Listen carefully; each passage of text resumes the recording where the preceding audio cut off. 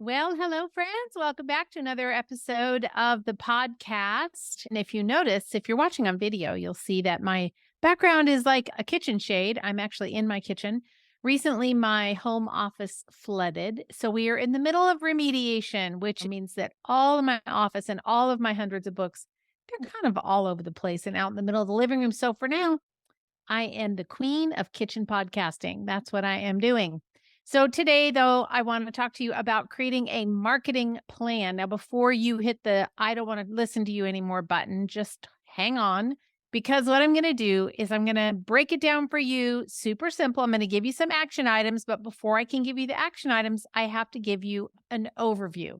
So, the word marketing strategy, I think it's a bit intimidating. You think about, well, I'm going to create this big strategy and companies pay millions of dollars for consultants to help them create big, elaborate marketing strategies. And that is not what we're going to do. What I'm going to do is give you kind of the four big pillars of the marketing strategy. So hang with me while I do that. And then I'm going to give you the practical action items because for me, the way that my brain works is I can understand it at a big, higher level perspective or get the nuances of it. But how my brain works is I need to be able to understand it, and then I can break it down into simple, actionable strategies that you can use and I can use in my own business. So here we go. There are four kind of key components to any marketing strategy. And I'm going to not use that word moving forward. I'm just going to say marketing plan. Okay. It just feels a little less intimidating, I think. So, marketing plan, there are four key components. The first thing is before you decide what you're going to do, you got to kind of do an analysis of the lay of the land. And there's a few parts to this, but very simply, it's called a situational analysis. Now, it sounds like a military term, but it's not as we're using it. A situational analysis is really a way that you can kind of stop, regroup, and figure out what's happening out in the world as it has to do with the people that you serve. So let me give you an example. Have you ever heard of a SWOT analysis? SWOT. Many of you probably have. And it stands for strengths, weaknesses, opportunities, and threats. This is part of what you might consider a situational analysis. Okay. The situational analysis allows you to kind of analyze what you're doing really awesome at. What are your strengths? Well, your strengths might be, that you are very communicative, easy to talk to, in your business, you have a high retention rate. Your patients stay and they stay and they stay. They're loyal. You have a great chiropractic or an acupuncture following, or you have a great functional medicine practice. Like whatever your strengths are, you want to write that down. And I have a document in the show notes for you. If you don't know what a SWOT analysis is, we've got just a blank one that you can use. So you can grab that in the show notes for this episode. But you're going to write down first all of your strengths. What are you just rocking it? Like, what is your superpower? What are you doing really great in your business? This is not you personal, in your business. That's the upper left quadrant. And the upper right quadrant is your weaknesses. Those are your weaknesses. What are the things that it's kind of like your Achilles heel, right? The things that you go, oh, yeah, not so great at that. So it might be follow up. It might be new patient acquisition. It might be your communication style. It might be your organization. Like you're not really good about that, or you don't have good boundaries with your patients, or whatever it is. Like I'm no judgment because we all have them. So just write down the places where you're like, oh, yeah, these are my Achilles heels. These are my weaknesses. It's not bad. It's just good to know what they are. The next quadrant, the lower left quadrant, are your opportunities. Okay. Where are the opportunities that you have to grow your business? Opportunities to be better, opportunities to maybe expand into a new market or create a network referral system, or I don't know, like speak at a local health food store, or you have an opportunity to maybe network with a local practitioner and do some kind of dual teaching. Whatever your opportunities are, just write them down. And then the last quadrant, the lower right quadrant, are the threats. The threats are, and actually they do use this in the military, some version of this, but the threats are the things that are going to come and get you. I call them the gotchas. What is the thing that's going to like sneak up on you in the middle of the night? What is the threat that you have? Well, a threat might be that you have another chiropractor 2 doors down if you're a chiropractic office, or a threat might be finances. A threat might be that there's just not enough cash flow, or a threat might be that your lease is up in 6 months and you don't know whether to move or close or stay or resign, or what are the things that are going to be gotchas, the things that are going to threaten your business, your practice. And those could be personal too. Like, if you're in the middle of a divorce, that's a little bit of a, I don't know, maybe it's a weakness, maybe it's a threat, but like it's something that could undermine or erode your business. So once you kind of get that SWOT analysis done, that's what I call the situational analysis. You're just assessing the situation. Then number two, the second pillar is you have to know who you're talking to. So you not only have to know where are the places where you could potentially be weak, what are your strengths, all of that, but you got to know who you're talking to. So I always use this example when I'm working with practitioners, helping them figure out their niche. And don't hit the don't listen button. Just don't hit the stop button. Just hear me out. I've always said it's as important to know who you don't want to work with, and it's okay to say no, totally okay. But it's important that you know who you don't want to work with as much as it's important for you to know who you do want to work with. So identifying those people, in other words, the people that are your ideal audience, you can't speak to all of them. So think about this. If you were in a crowded room, you got invited to a party, and there's 100 people in the room, and you want to let all 100 of those people know what you do. You're so excited. So you get in the back of the room and you stand up on a chair and you decide, I'm going to just make an announcement. What do you say? Are you going to just start talking, or do you want to try and get everybody's attention? Well, the logical thing would be you would want to like get everyone's attention. You could cling, cling, cling on a glass if you want, but it's not a wedding. So what are you going to do? You're going to stand in the back of the room on the chair. You stand up and you go, hey, everyone, could I have your attention? Well, everyone is pretty non-specific. So if somebody's in the middle of a conversation, they're going to be like, whatever, I'm not listening. But what if you said from the back of the room, what if you called out menopausal women and you said, listen, if you are a menopausal woman, I have something to tell you. Or you were able to say, hey, ladies over 55. Now my brain is listening. I'm like, oh, that's me. Kind of like calling my name. You're going to identify those people that are specific to the people that you want to talk to. That's all that finding your niche is. It's about identifying the people that you want to get their attention. It can't be a hi, everyone. So pillar number 2 is define your target audience. Who do you want to speak to? What's your passion? What do you want to serve? What kinds of conditions do you love serving? What are the commonalities that your patients have when they walk in? Like maybe you work with women over 40. Okay, fine. What's the condition that almost every woman over 40 is dealing with? Probably fatigue, right? Not sleeping well, stress. So how about you just choose that? Like it's fine, just pick something, but you need to have something to speak to. You need to have one person to speak to. And then you got to kind of figure out like what are their needs? How do we know what they need? So does your ideal patient need help with hair loss? Do they need help with weight? Do they need help with energy? Do they need help sleeping? Do they need help with hot flashes? What do they need help with? So you have to know who you're talking to, and then you have to know their problem. So I am a menopausal woman. I can speak very, very clearly to other menopausal women. And I know what it's like to have a hot flash from hell. I know what that feels like.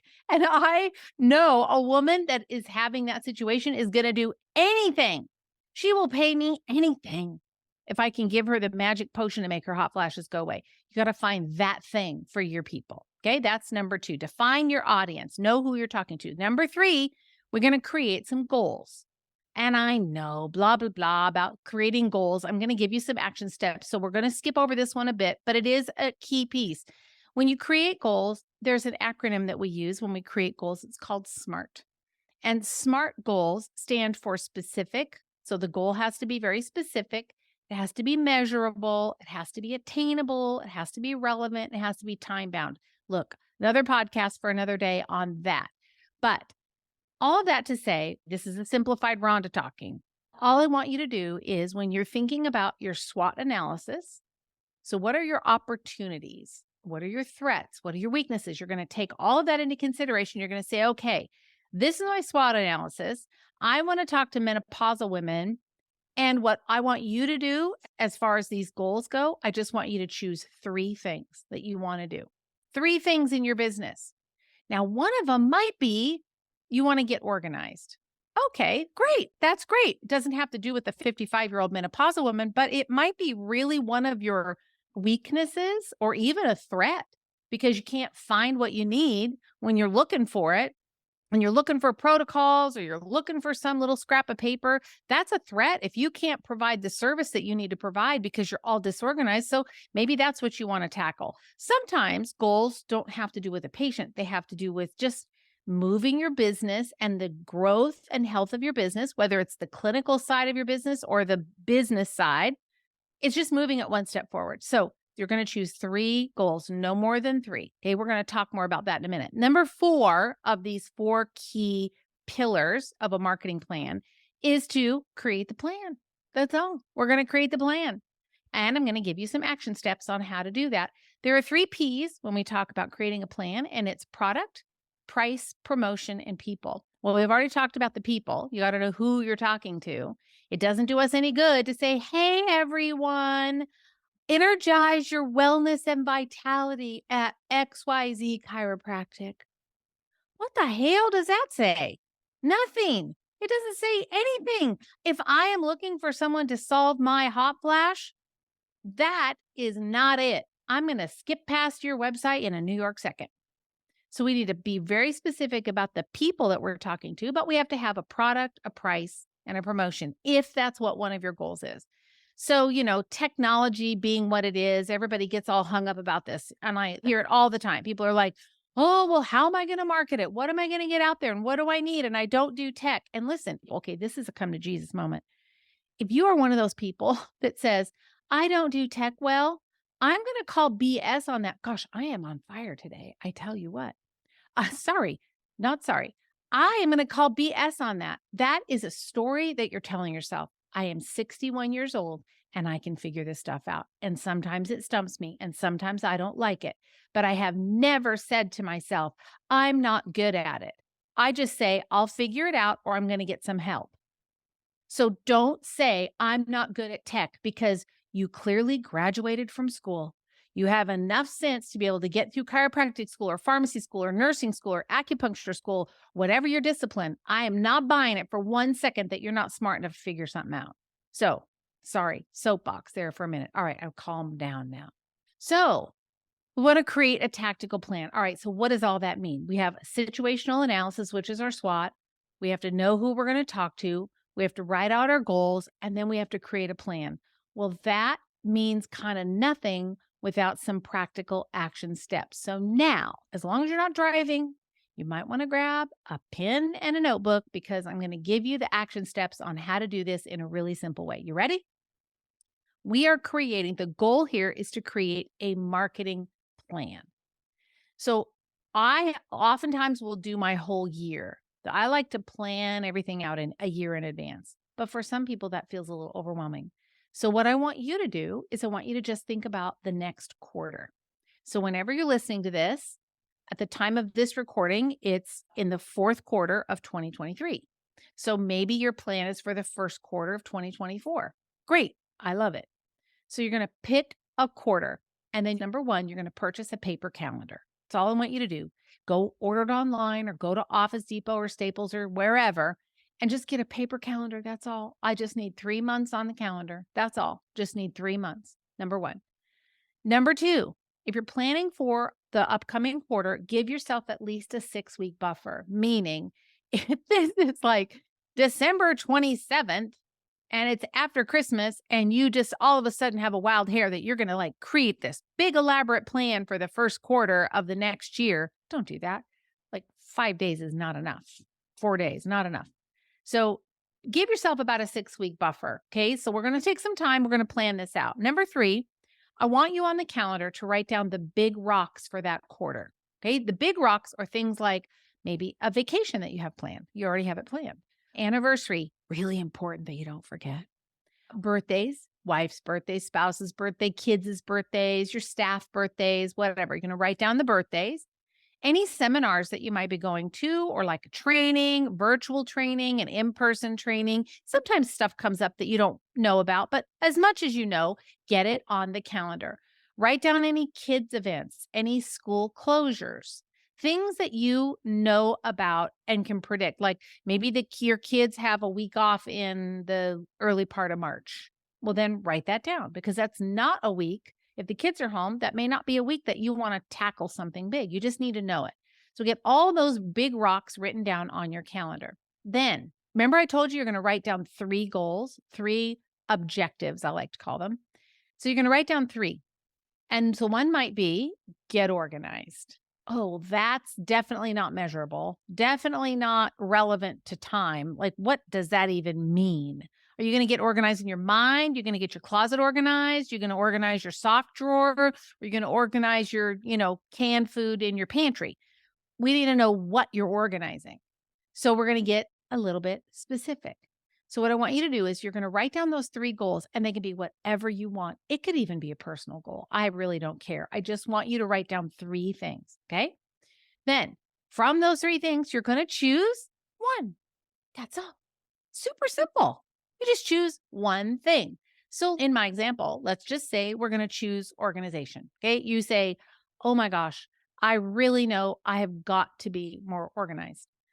Well, if your brain tends to be a little disorganized, which is why you find yourself in the situation that you're in, whatever the situation, then organizing yourself, if you are a disorganized person, might be like a little like pushing rope uphill, especially when it comes to creating a plan, because your brain doesn't work like that. So full disclosure, I am not horribly disorganized, but I'm also not super organized. My brain, for who I am as a human being, and my team, if you ask them, they will attest to this 100%. I don't care about the details. I don't like the details. I just want you to just tell me what you need from me. Give me a problem to solve. Let me help somebody, and I'm happy. I don't need to know all the details. I don't need to know how the software works. I don't need to know how you used a Zap to put things together. I don't care. I don't need to know. But what happens, because I don't naturally have that brain, I sometimes can get myself into a disorganized mess. Like right now on my desktop, I have over 2,000 items saved to my desktop, and it makes me really overwhelmed. And I have 80,000 emails in my inbox. Now, I could use a little bit of help over here, but I have a plan for this next quarter, and I've got somebody that's going to help me get it organized. Once I have a system and someone can put the system in place for me, I'm good. I can follow a system. But my brain is not great at creating a system. I need help. And I know I need help. So if, in my example, if you want to get organized, or you want to create a social media strategy, or you want to design office policies for your patients, enforce them and send a letter out, or you want to raise your prices and you want to figure out the process to do that, sometimes as business owners, we're not great with the details. And so it's okay. Like, give yourself a pat on the back if that's you, because it's not a failure. It's just who you are, and it's okay. So you might need to pull in some reinforcements, but I want you to just choose the one goal. Don't shy away from the thing that you think, oh my gosh, if I had this thing under control. Like for me, if I had my desktop didn't have 2,000 things on it, I would be really happy, because it makes me overwhelmed every time I look at it. And there's just little things everywhere. Makes me crazy, but I don't know what to do with them. It just doesn't, it eludes me. So pick your one goal. And then what we're going to do is we are going to start by writing down just the first step. Now, if you're listening to this and you're like, oh, I am so organized, I'm going to have a full plan written out. Good on you, friend. Good on you. Will you come and help me?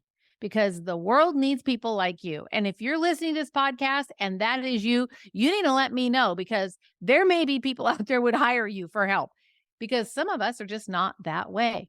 So I want you to pick that one goal. And then I don't want you to feel like you have to create this marketing strategy. It might be that you want to introduce a new product, or maybe you want to do a group cleanse. That's a good example. Let's use that one. You may want to do a 21-day cleanse like sometime in January. Well, great. Then the fall is a perfect time to start thinking about that. So if you were going to do a 21-day cleanse, like a liver detox kind of a thing, what would the first step be? So I'm asking you, like, what would the first step be? First step would probably be choose a date. That seems easy enough. All right, that's fine. Choose a date. Well, if it's me, I'm like, oh, a week or two is fine. It's probably going to take you a little longer to do that. And if you are listening in your Inside Clinical Academy, I have a full training in there on how to execute a 21-day detox with your patients, how to plan the whole thing. It's all in there. If you're a Clinical Academy member, it's in your library. But if you want to do a 21-day, first thing would be pick a date. What's the next thing that you do? You're going to market this thing, right? This is your strategy. This is your goal. This is your objective for the next quarter. What's the next thing you're going to do? Well, okay, pick a date. Well, all right, what's the next thing I need to do? I probably should figure out what the price is going to be. Okay, great. So you write down the price and maybe dedicate one piece of paper or a sheet in a notebook or a Google Doc or whatever for just kind of assembling your information. So you choose the price. And then maybe number 3, you think, oh, well, they're going to need to order the products and I'm going to need to give them some kind of a supplement protocol so they know how to take it. Okay, so maybe that's step 3 is just create your supplement protocol, one that you can give to everybody. And it's all written out and typed up. Maybe it's a Google Doc, maybe it's a Word doc, maybe you do it in a Canva, it doesn't matter. Whatever works for you, don't make it too complicated. And you say, okay, well, now I've got that. Then you're just going to keep asking yourself, well, what's the next step? What do I do next? And you just keep going, keep going, keep going. If you're like me, if you said to me, you have to have this whole thing all planned out, I would roll over and probably start crying because my brain just doesn't work that way. But what I can do is I can take the next logical step and I can say, okay, here's the next step. So that's what I want you to do. You're going to choose the one objective and then you're going to take the next logical step. Then you're going to have your other 2 things in the wings, but here's the caveat. And then we're almost done. Here's the caveat. You can't start anything else until you finish this one. So choose wisely, friend. So you can't start and have like 3 or 4 things going on at one time because we all know how that ends up. Nothing ever gets finished. So you have to stay with this one until it's all the way finished. And let me tell you, for me, that is sheer torture. Completion, I can get it to like the 85-yard line. And then after that, I'm bored with it. I'm done. I'm bored. I don't want to look at it anymore. I don't want to talk about it. I don't want to look at it. I'm sick of it. I'm done. I don't want to plan anymore. I'm done. That's when you just have to get the grit and grab yourself, pull yourself up and say, nope, Rhonda said, we're going to finish this through to completion. And you just do it. And you just get it all the way through. Don't let your boredom sabotage your success. Stick with it until you have it done, whatever it is. If it's your office policies, if it's a cleanse, if it's being organized, if it's buying a new filing cabinet, don't let paralysis by analysis keep you from choosing the prettiest filing cabinet. And then you just go, oh, I can't decide, so I can't do it. No, no, no, no, no. Just take the next step. Just do it. Just do it. And then you got to keep going. And then lastly, you probably are going to need an accountability partner. I'm just saying. I have an amazing team of women that work with me. Amazing. And if I didn't have them, oh my gosh, I'd be, I don't know, probably out running around the street in my shorts, like playing pickleball, or I don't know what I would be doing. I wouldn't be working, I can tell you that. They hold me accountable and they keep me focused on the task. So find someone who can hold you accountable. Someone who can say, okay, listen, you said you were going to have X done by this day. Like, let them know what you're doing. You're going to have this done by this day so that you can have your Q1 objective complete. You're going to do that liver cleanse, or you're going to be organized, whatever it is. You said you were going to do it by this day. Let someone hold you accountable, and it should not be your spouse. Don't let that happen. That's a bad plan because it just ends up in World War 35. Don't do that. Find somebody who's not your spouse to hold you accountable because otherwise you'll kill them. So find somebody to hold you accountable and they will help you see it through to the finish line because they're objective, right? They're objective, you're subjective. So they'll help you get the ball across the finish line. The more you can see it, the more you can feel it, the more you can focus on it, the faster you're going to get there. Because if it doesn't excite you, it shouldn't be a goal. Like the thought of being super organized and having my desktop on my computer all clean makes me feel very happy. And I know it's going to be brutal to make my brain focus and make decisions about what needs to be deleted, where it needs to go, what file it needs to go, what folder it needs to go in. Going to make me want to pull my fingernails out. But I know I'm committed. And at the end, I know I'm going to be so happy when it's done. So there's always a messy middle with all of this stuff. There's always going to be a messy middle. You just got to get through the messy middle. So you start out with a great idea like, yeah, baby, my marketing plan, I'm going to get a social media thing. And you know what? I could probably rephrase this even and call it your like marketing or business plan. Like you just may have some business goals you want to do, or you might want to market because you need more new patients, or you want to change the type of patient that you're reaching. Whatever your plan is, make a plan for the next quarter.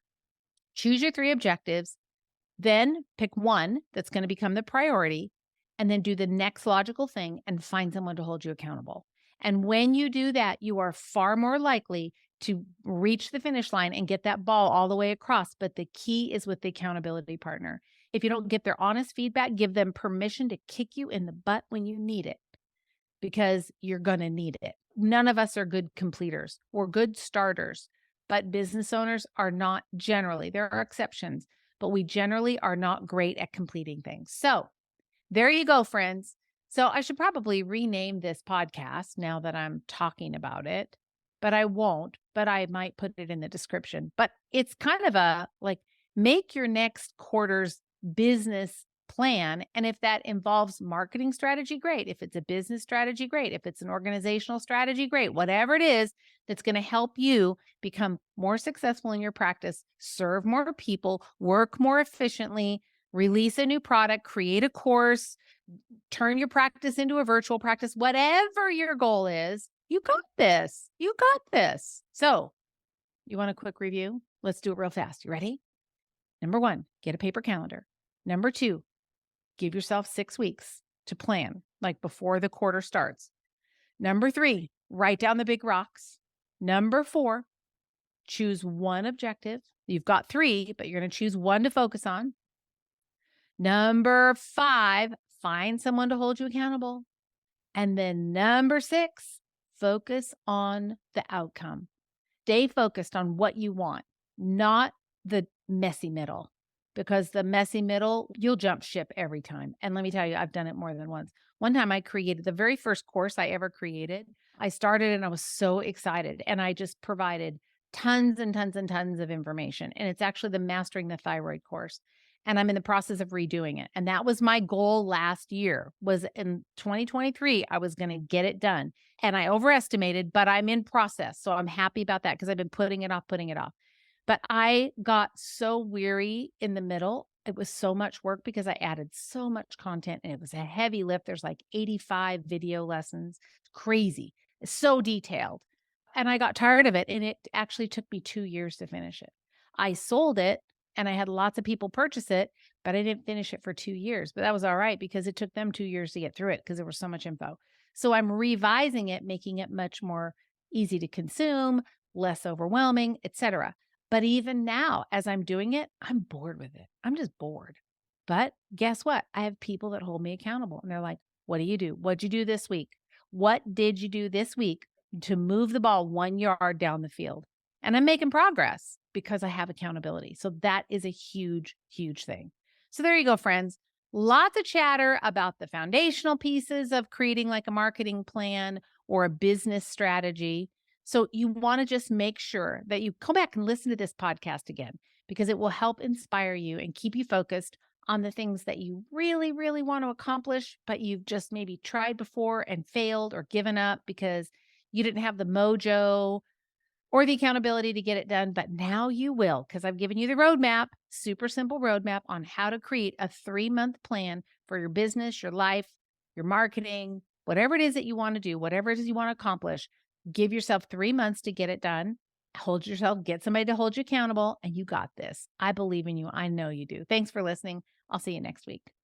Okay, listen, friend. If you want more clinical help and clinical information, I have the perfect solution for you.